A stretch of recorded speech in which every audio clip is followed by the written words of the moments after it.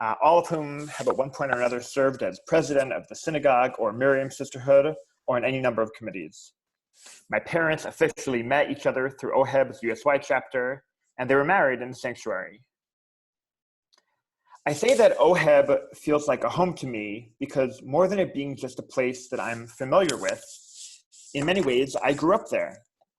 I know the halls of Oheb just as well as I know the halls of my own synagogue. I led Ashrei for the first time on the Oheb Bima, and I have the Ashrei Kippah to prove it. And I've come with my grandparents for many, many holidays and Shabbatot. My first time reading from the Torah was at Oheb, as well as the first time that I did a Hagbah. And I might add, I did that Hagbah with a very, very heavy deerskin Torah on one Simchat Torah. But Rabbi Cooper was standing next to me, ready to jump in if needed, providing a calm, comforting presence. While I certainly have had many prayer and religiously oriented moments in my life, it is the quality of human interaction and hospitality that I've experienced at synagogues and in Jewish communities that has made the largest impression on me. Many of these memorable interactions have taken place at Oheb. I remember what it felt like to stand with my grandpa Paul at the entrance to the sanctuary, greeting people and handing out Siddurim. And I remember standing with my entire family on the Bima at Ed and Barbara's 50th wedding anniversary renewal of vows, looking out into the sea of friends and family who had assembled. At all of these moments, something clicked inside of me. It was almost like a voice telling me, these are moments of what a Jewish community looks like at its best. I knew from an early age, as early as 4 years old, that I wanted to be a rabbi. People often ask me, how could I have known so early? And I tell them that I remember watching the clergy at the synagogues I went to and at my Jewish day school, and I saw myself in them. My understanding of what it means to be a rabbi has, of course, evolved over the years, and yet I look back at my younger self, and I realize that even then, teaching about Judaism, and helping people to feel a sense of comfort and connectedness through Jewish community were elements of the rabbinate that I gravitated toward. Every year on the second day of Rosh Hashanah, my mom's parents would take me up on the bima with them to have an aliyah, as my mom read from the Torah. And after that aliyah, Cantor Ricky would bless us with a Mishiberach. I remember the warm smile on her face as she peered down at little me, the way she paused and looked at each of us after saying our Hebrew names. And I remember peeking into the machzor she was holding, curious, very curious about the many notes and scribbles and what they could possibly be telling her. That memory got tucked away somewhere in the back of my head with the many snapshots of rabbis and clergy I looked up to and wanted to emulate. While I expressed an interest in Jewish involvement early on and knew I wanted to end up in rabbinical school, my path to the rabbinate certainly has not been traditional. Many future rabbinical students major in history, politics, education, or Judaic studies during college. I chose to major in hospitality and hotel and restaurant administration. I immersed myself in the principles of customer service while gaining experience in event planning, kitchen management, logistics, and hotel operations. You might be asking yourself, what does any of that have to do with becoming a rabbi? In my view, it all spoke to what rabbis and devoted members of any community do best, creating an atmosphere of hospitality and comfort, inviting individuals to feel at home and caring for each individual. And my studies also played off of my natural skills and sensibilities. In high school, I opened a kosher catering business, Nagel Kosher Comfort Catering. There might even be some people on this Zoom call who were my customers back in the day. I'm looking at a few of you right now.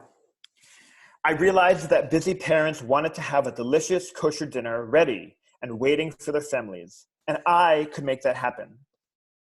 As a teenager, it was all about cooking and delivering kosher comfort food, and to this day, bringing people comfort through kosher cooking is a big part of my life. But looking back on that time, I realized I was doing something more significant. I was attempting to facilitate the powerful, satiated feeling that comes from sitting down to a warm meal, surrounded by loved ones. And while my medium may be different now, the goal has not changed one bit. Creating that feeling is what I aim to do as a rabbi for Jewish communities. In choosing the Jewish Theological Seminary for rabbinical school, I knew that I would be exposed to the rigor of traditional Jewish study and the many other person-centered elements that are so important to being a rabbi. In these 5 years of training, I see JTS as taking a holistic approach to preparing me for the rabbinate. A large portion of the courses I take are on a wide variety of Jewish topics, Bible, Jewish literature, and diving deep into how our liturgy was constructed and the legal formations of the Talmud. But being Jewishly literate and well-versed in our texts and liturgy are truly only one piece of the puzzle. I also take classes that have real-world practical application to my future role. How to craft a prayer service to be meaningful, to make meaning out of the prayers, out of the, I should say, ancient prayers. And what I will be expected to do as an officiant at Jewish life cycle events. Far and above what I'm learning from my rabbis and professors, the experiences I've had at JTS that I've been able to have as a JTS rabbinical student are molding me into the rabbi I will become. There may have been a time when rabbinical students were expected to focus almost exclusively on Jewish studies. JTS now requires students to take a deep dive into the vital pastoral components of rabbinics. Each student must engage in several hundred hours of pastoral work, including both a hands-on clinical component and classwork. Over the course of this past academic year, I chose to fulfill my clinical pastoral education requirement as a chaplain at New York Presbyterian Hospital. As Adele said, I was primarily assigned to the pediatric ICU. And while I was there as a chaplain, I met with and sat with families of babies and children of all faiths and backgrounds, experiencing a whole host of medical challenges. My job was never the same twice. But I always had one through line running through. I was to be there for their emotional and spiritual support, whatever that meant to the family at that particular time. And as much time as I spent with the children and their families, perhaps my most challenging experience occurred early in my internship, about a month in, when I was called to the bedside of a dying Jewish man in his 80s. This particular patient had been in generally good health, but had recently had a procedure and had deteriorated quickly afterwards. His family was distraught, and I was the Jewish chaplain on call. I entered the patient's room, and his family asked me, "Are you the rabbi?" While I'm not yet a rabbi, I had no choice but to answer, yes. The family wanted to know how to proceed from a religious standpoint, what to do, what blessings to say, even what Judaism had to say about when to remove life support. They looked at me to be their guide and their sounding board at this most important moment in their lives. While I had had some minimal rabbinical instruction on death and dying at that point, I can fairly say that I was overwhelmed. I dug into my reservoir of knowledge about Jewish rituals, and I thought deeply about what I could possibly say that would be of comfort. Somehow, over the next 6 hours with that family, I found my rabbinic voice, and I served them as a Jewish chaplain. Days like that in the hospital not only were clear signs that my decision to become a rabbi was the right path for me, but that I am becoming the kind of rabbi that I looked up to as a youngster. I know that the training that I've received at JTS was instrumental in getting me through that day at the hospital. Not only have I been getting a first-rate rabbinic education, I've also been learning how to think on my feet as a rabbi and how to handle a multitude of life cycle and other personal issues that rabbis inevitably will encounter. I am confident that when I graduate in 2 years, I will be well equipped to be a rabbi in the conservative movement in any field that I choose, whether it's a Jewish camp, a pulpit, a hillel, a day school, or any kind of entrepreneurial rabbinic enterprise. Torah Fund makes this possible. And yet Torah Fund does so much more than enable rabbinic training for conservative rabbis and cantors.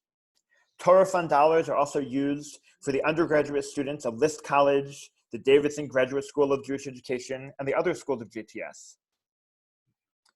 JTS itself is a hub of Jewish learning, creativity, art, entrepreneurship, and community building for the entire Jewish population. Moreover, Torah Fund dollars, as it's already been said on this call, strengthen Jewish education at the Ziegler School of Rabbinic Studies in Los Angeles, at the Schechter Institute in Jerusalem, which I had the privilege of studying at last year when I spent my year of rabbinical school in Israel, as well as the Seminario Rabbinico in Buenos Aires and the Zacharias Frankel College in Germany. That's always a tongue twister.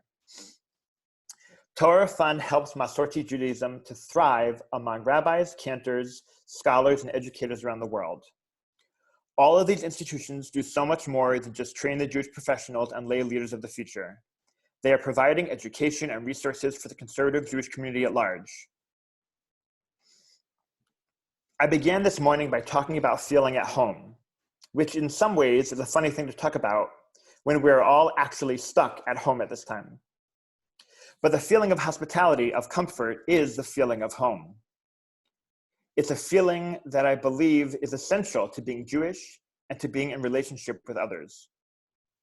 As I look ahead to my final 2 years of rabbinical school, I'm thinking about how I can help communities create that feeling of home and comfort that has been so influential to my formation. For the past 9 years, I've spent my summers at Ramah Day Camp in Nyack, the past many of them as a senior administrator. The experience I've had at Ramah has been invaluable to my training as a rabbi. You see, every day at camp is an opportunity to take Jewish education, Jewish values, and the pure joy of just being Jewish and being Jewish together, and to thrust it into action. And at Ramah Nyack, whenever an alumnus comes back to camp, we look at them square in the eye and we say, Kama tov shebata habaita. How great it is that you have come home. Wherever my path as a rabbi may take me, I hope to take that message with me, that whenever I greet someone, I can look them in the eye. They get that feeling of comfort and of home, and I can say to them, Kama tov shebata habaita. How great it is that you have come home. My JTS education is preparing me to be a well-educated and a well-rounded rabbi, a spiritual leader who is focused on teaching Torah and on creating the caring, hospitable, and nurturing community. I'm looking forward to the rest of my rabbinical school journey, and I cannot be more grateful for your support. Thank you.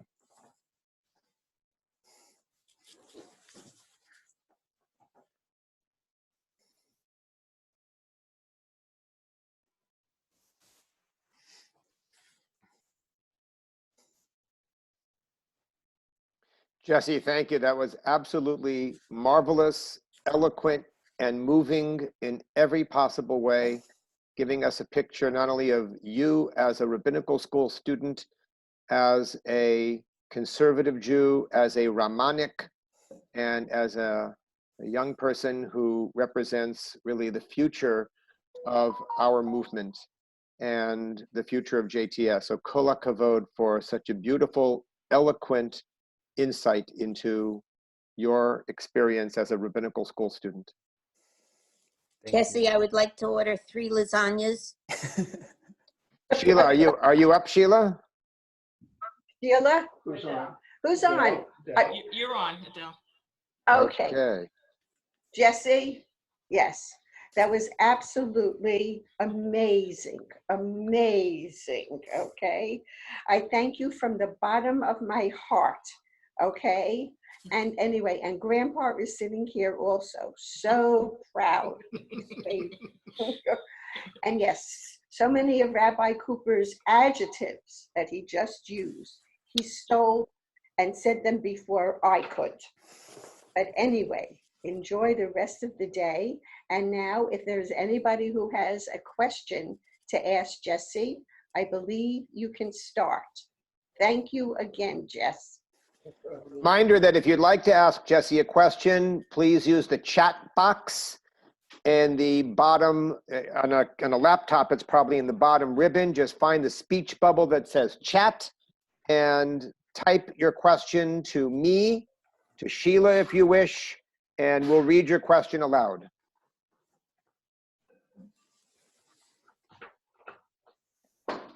give you a couple minutes to formulate a question. So someone would like to know, are you, Jesse, still working in a hospital at the moment? And if so, have you encountered any COVID-19 issues? So I'm not actually in the hospital at the moment because of my status as a chaplain intern. They stopped our coming to the hospital about 2 months ago. But it was a really fascinating place to be in the months leading up to coronavirus. In some ways, I feel like I had a little bit of forewarning. The steps the hospitals were taking, the steps that New York Presbyterian itself was taking, our interactions with patients was beginning to change almost a month before some of the actions that we all took in our homes. And I personally have not had interactions with COVID-19 patients, but I do know that the staff chaplains have been doing a lot of teleconferencing, and they've really had to step up to the plate in this time. It's been definitely had to be a change to their normal routine. Normally, we can walk right into the room, sit right at the bedside.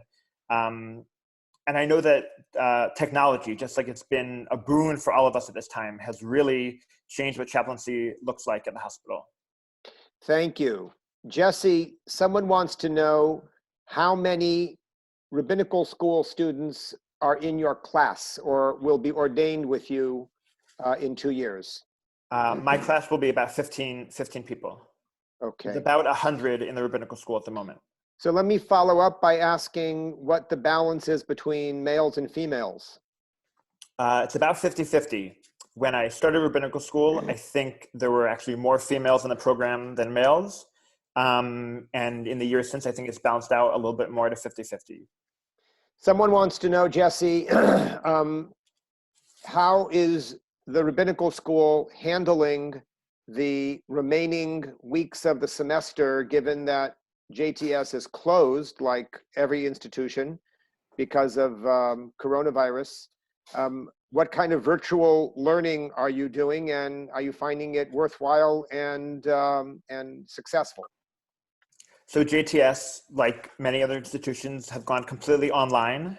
We took about a week break right after some of the institutions started closing, and then we returned right to regularly scheduled classes. I think the best thing that JTS, at least in the rabbinical school, has been doing is we've actually been talking to rabbis and bringing them into our classes, people who are out in the field, clergy of all types, and really asking, what are you doing now? How could we be helping you? And how has this changed your life? I can't think of any better kind of on-the-ground training than to be working at a synagogue right now. I'm teaching Hebrew school at a synagogue in Rockland County, New York, and my teaching has also gone online.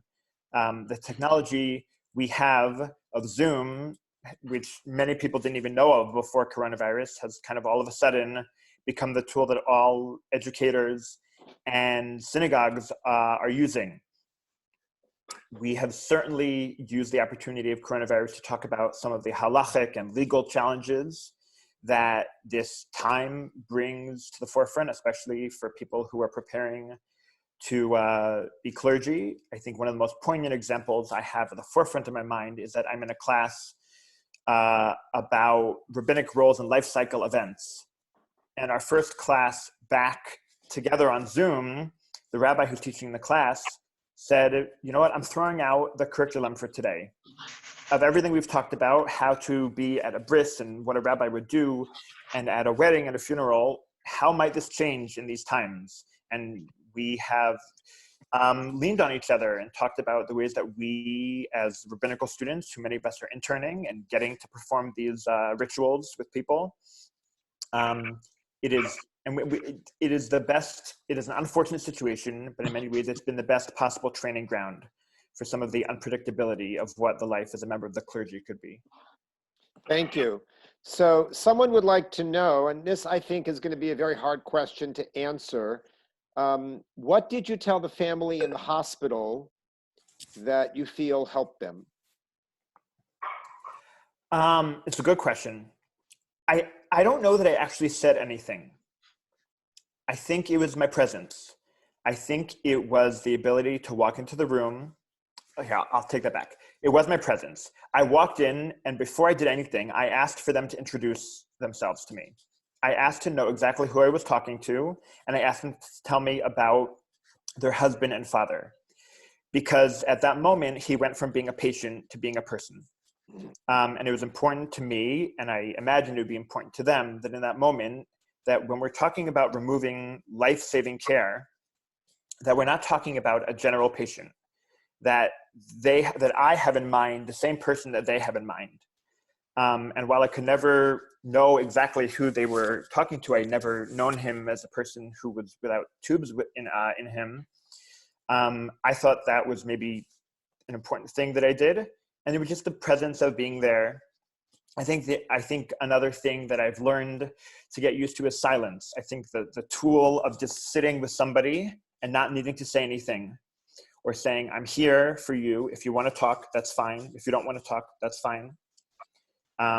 Those have been two methods of comfort that I really have taken from that day in the hospital. Thank you. So someone wants to know if you're able to give us a little bit more information about the 15 students in your class by demographic. We already heard something about their gender, the 50-50 breakdown of male and female. What about age? Perhaps how many of them are connected to Ramah? And perhaps how many of them might be pursuing second careers now, etc. So of the 15, about half are pursuing second careers. I would say that I'm on the younger end. I'm the second youngest in my class. I'm 25. And you actually have met the student who is on the other end of the spectrum, Marcel Hole, who I think spoke with you either last year or 2 years ago, who's a wonderful classmate of mine. So we have, 4 or 5 decades spanning of ages, which is a wonderful group to be learning with and experiencing with. I would say 4 of the 15 were affiliated and had worked with Ramah camps before rabbinical school. And one of the pieces of JTS rabbinical school training is that everyone has to spend a summer either working at a Ramah camp or in a USY program. And I would say up to this point, 12 of the 15 have spent at least one summer at a Ramah camp, and many have gone back for more. And they've really learned a lot from that experience. We come from all over the globe. Marcel is from São Paulo, Brazil. We have a number of converts in the class. I think that's what I can say about demographics. If there are any other specific questions, I'm happy to try to answer those as well. No, that was good. We have a few more questions, so we're going to move on. So someone would like to know if there's been any perhaps conversation, or if it's a bit too early to talk about, whether the current emergency, the COVID-19 coronavirus outbreak, if there's any conversation around whether that will have any lasting impact on conservative halakha. A lot of synagogues now are using Zoom on Shabbat that maybe they would not have done before. Oheb Shalom among them. We are holding regular Shabbat morning tefillah on Zoom. So I'm wondering if there's been any conversation, or if you have any insights of your own about whether the current circumstances are going to have any lasting impact on how conservative Jews practice Judaism. It's a great question to think about. I'm sure it's on a lot of our minds. The first thing that jumps to my mind is about Shiva minions and the ability to say Kaddish. Excuse me. At the beginning of this, the Committee on Jewish Law and Standards had put out kind of a statement saying, we have never really allowed Kaddish to be said online. We needed a minyan of 10 people in person. And Rabbi, please correct me if I misstate something.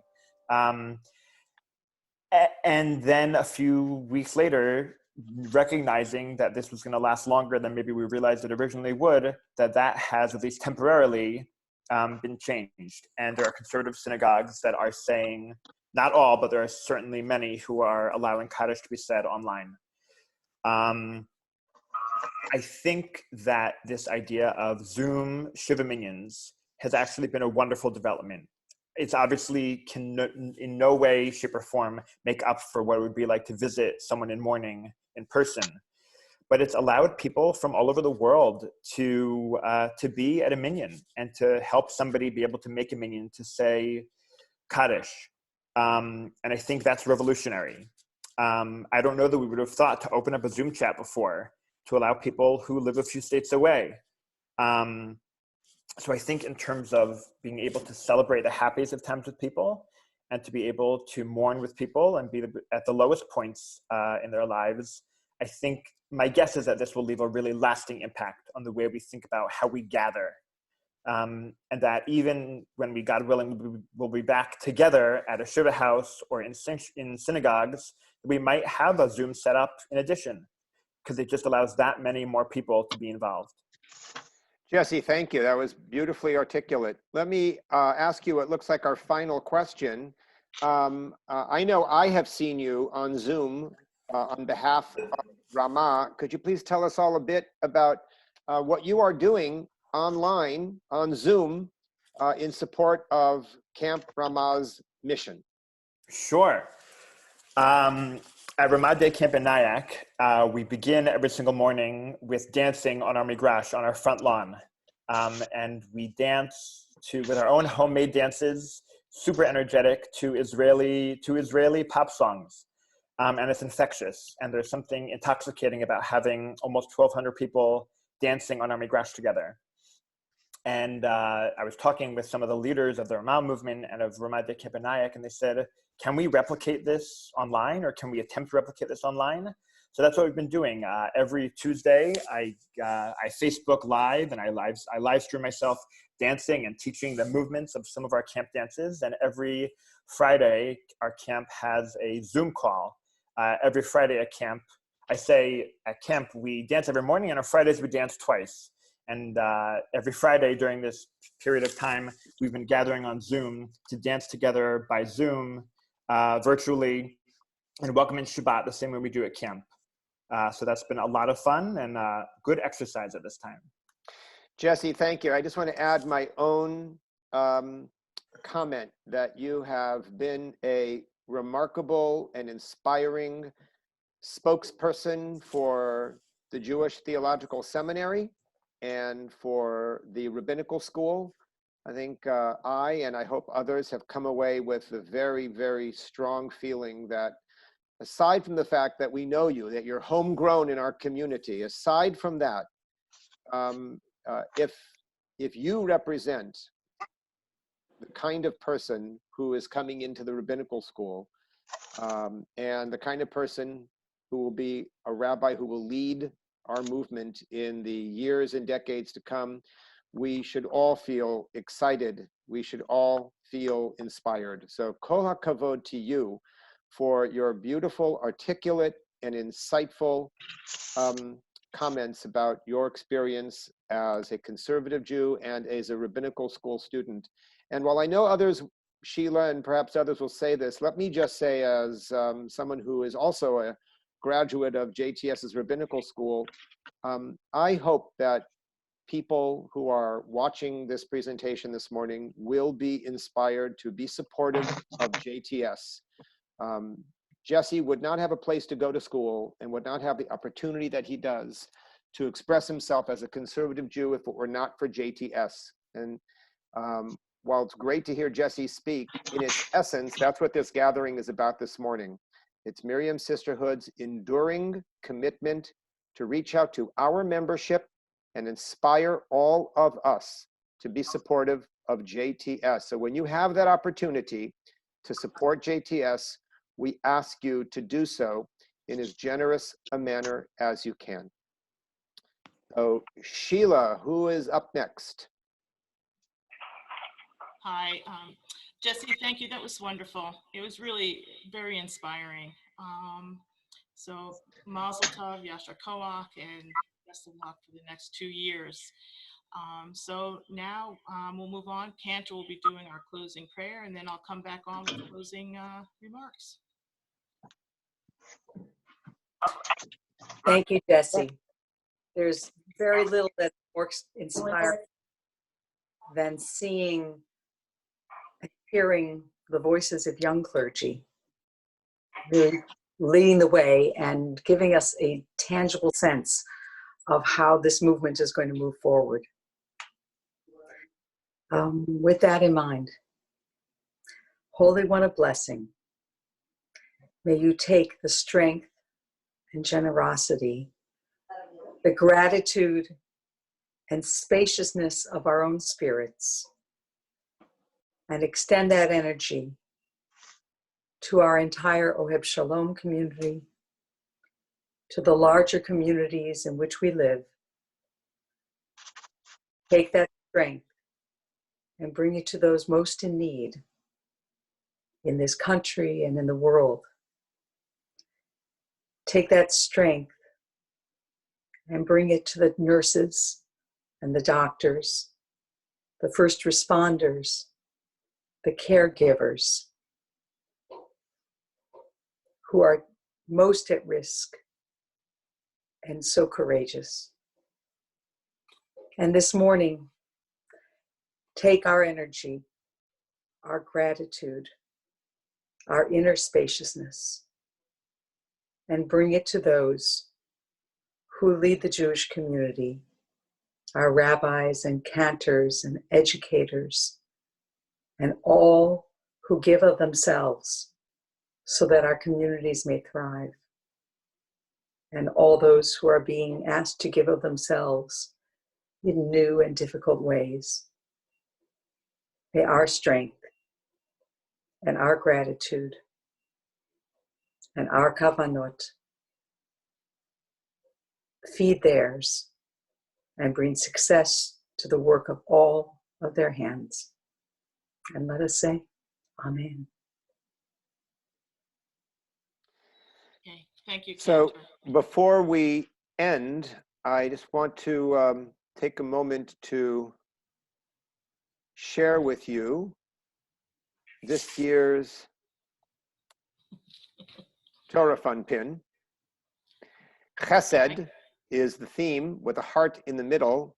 Chesed is the Hebrew word for mercy, sometimes thought of as kindness.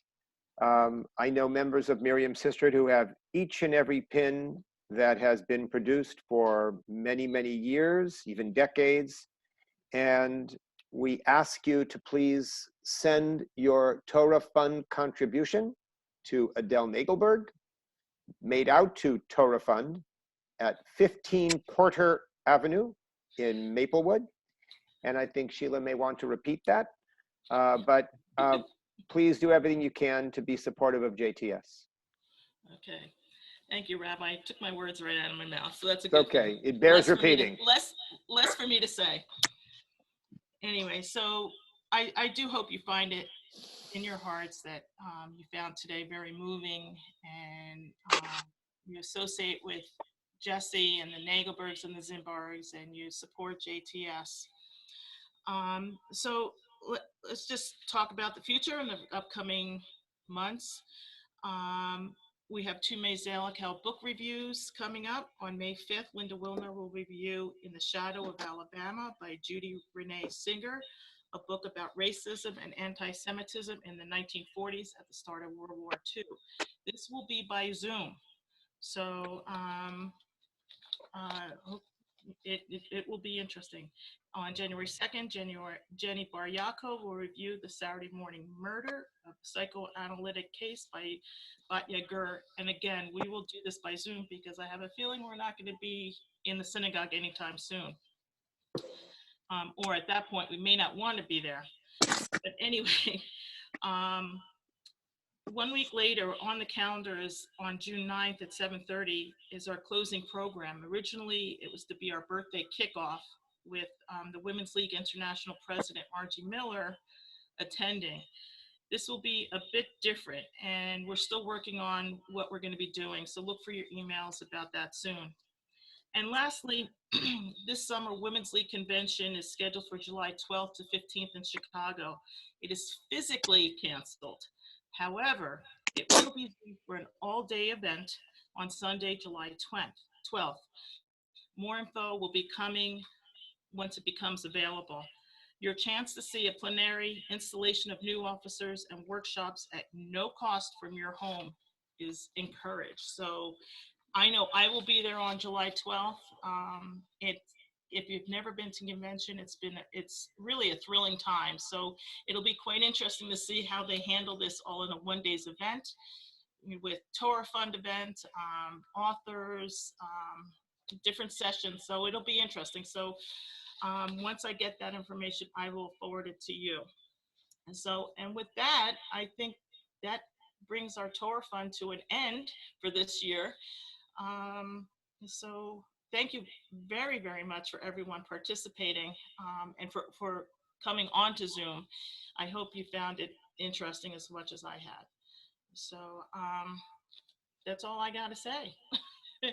Do we unmute everybody, Rabbi? Sure, you certainly could. A quick reminder that this Wednesday at 3 p.m., there's a panel presentation on the outcome of the new coalition agreement in Israel and a specific focus on the annexation dilemma, a view from the right and a view from the left, presented by 3 Israelis. It'll be 10 o'clock for them at night. And one of them is my son, Josh. 2 of his friends will be co-presenting with him. And I invite you all to log on Wednesday at 3, which is also for us Yom HaAtzmaut still here in New Jersey. Okay, so should we leave this on for a while so people can talk to each other and have a good time? I think that will be fun.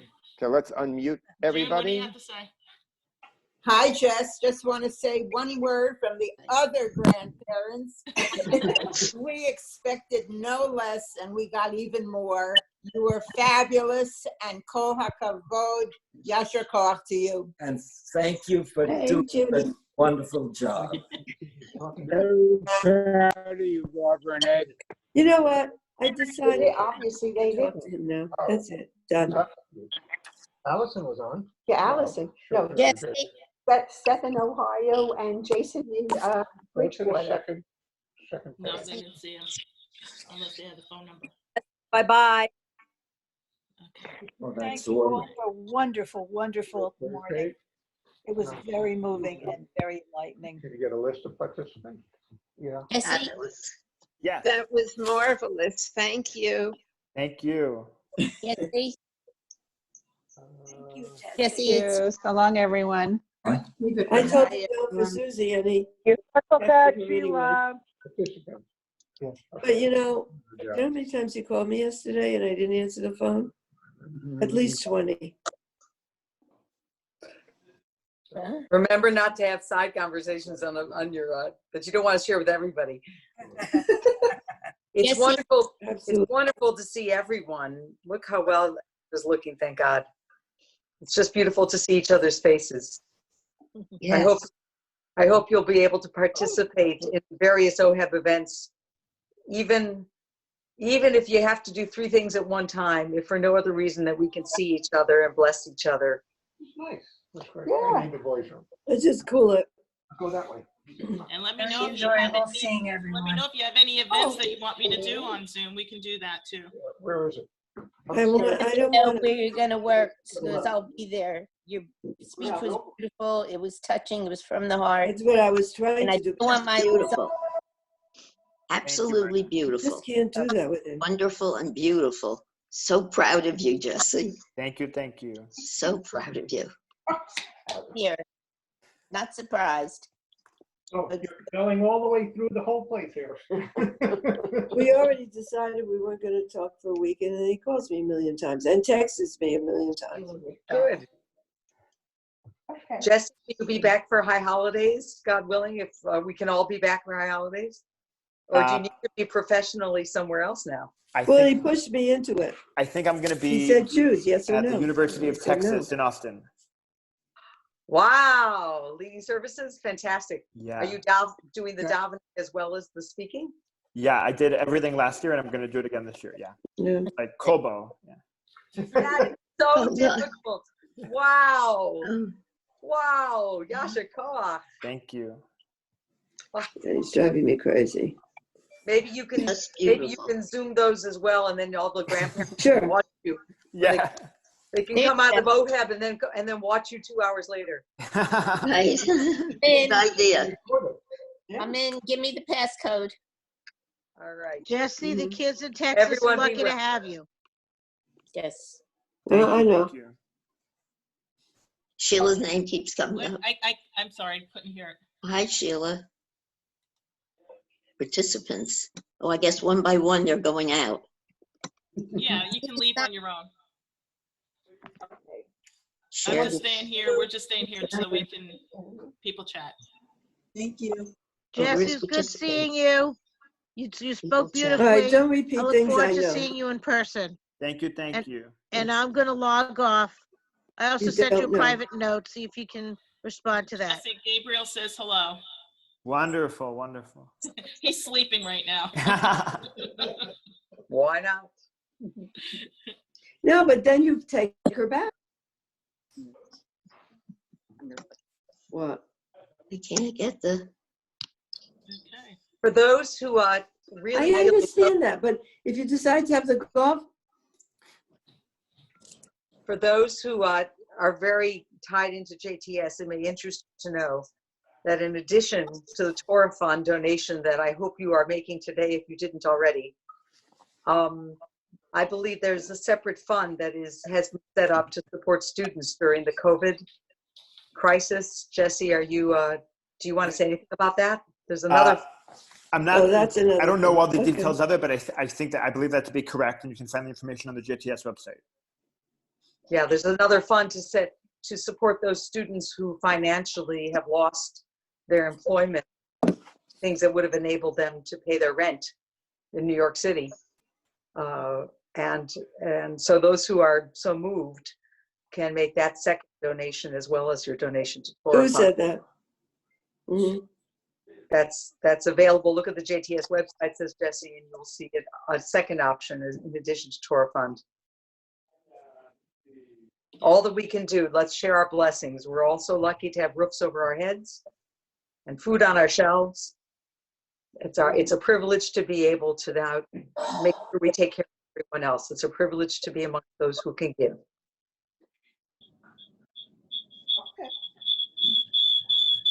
All So right. you take a name off the email. What's the big deal? Okay. All Okay. right, everyone, have a great day. Love you. Bye. You too, Sheila. Thank you. Get a Thank job. you again. Come close to Thank this you. area.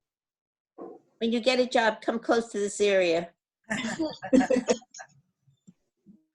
Jess, Bye-bye. Thank you. Oh, Myrna, you're talking to me. Judith. I never had the privilege of meeting you, so it's so nice to meet you on Zoom today. So wonderful. Thank you. Sounds like Mr. Black. Hopefully, I'll meet you in person when this is all over.